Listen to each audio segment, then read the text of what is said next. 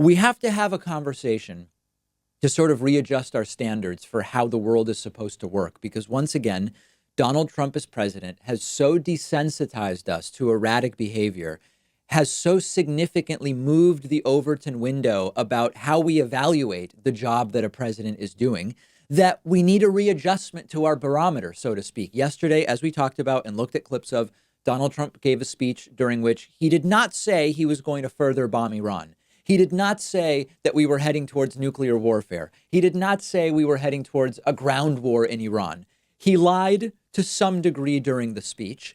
And because we've come to expect such insanity from Donald Trump, there are a whole bunch of voters and Trumpists and pundits and analysts that are saying, what a great speech. What a presidential speech by Donald Trump. What a mature speech by Donald Trump.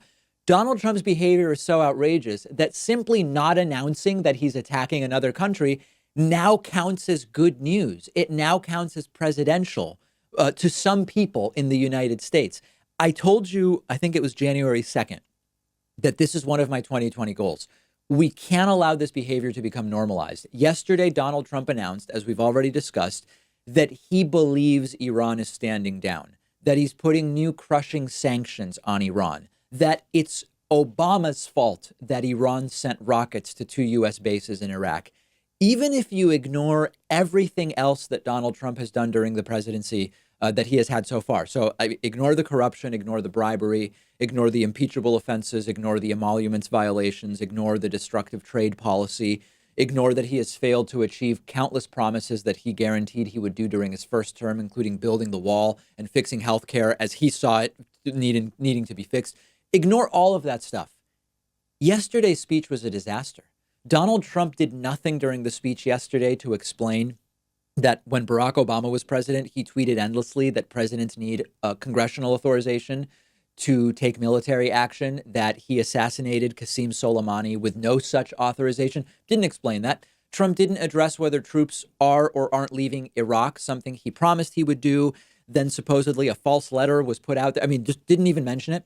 Trump said he's putting new crushing sanctions on Iran without actually saying the sanctions will be in place in order to get Iran to do X. And if they do X, then we will remove the sanctions. Just wasn't addressed. As Ben Mathis-Lilly wrote in Slate yesterday, often those details would eventually be filled in during a press briefing, but there hasn't been a press briefing by this administration. Supposedly was going to be the most transparent administration in history. I believe it's been more than 300 days since there's been a press briefing. I think it was last March that the administration last did a press briefing. We cannot allow simply not announcing a war to count as presidential behavior, to count as good news. The standards for analyzing this president have become painfully childish. You didn't go to war today? What a big boy. You get 2 of your taco salads instead of just 1.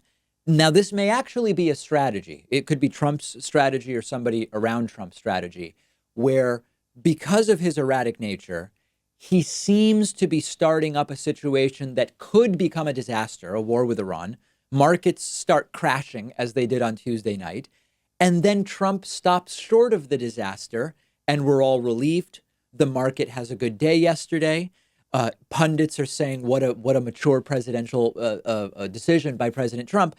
And we're supposed to think he's a good president now and give him credit for stopping short of the disaster he himself was barreling towards with absolutely no idea what he was doing. This is another example of Trump creates a problem and then wants praise for solving it. This is another example of Trumpists being bamboozled by Trump putting out fires that he started, or at least reducing the fires to a smoldering level. They're not even put out. They sort of are still there.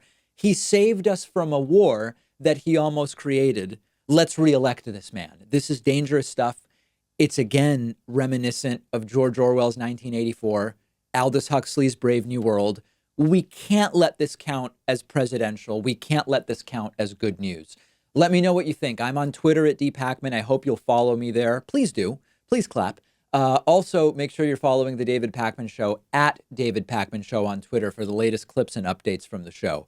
Much to discuss today. Glad you're with us.